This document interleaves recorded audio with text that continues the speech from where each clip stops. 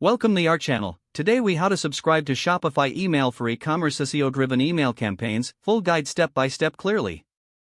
To start subscribing to Shopify email, first, log into your Shopify admin account.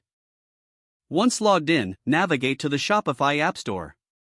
In the search bar, type Shopify email and press enter. Click on the Shopify email app from the search results.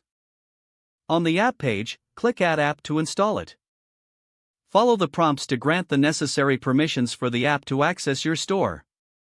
After installation, go back to your Shopify admin dashboard. Locate that app section in the left sidebar and click on it. Find and select Shopify email from the list of installed apps. Once the app opens, click on Get Started to set up your email. You may be prompted to choose a plan that fits your business needs.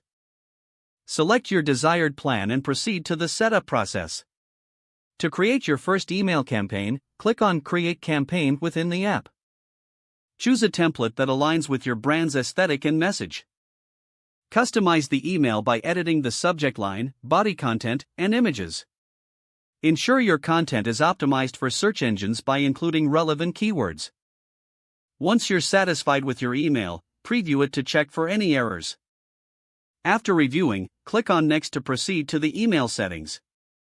Here, you can choose your recipients based on your customer segments. Set up your tracking parameters to analyze campaign performance later. Finally, schedule your email for a specific time and date, or choose to send it immediately. Confirm your settings and click Send or Schedule to complete the process.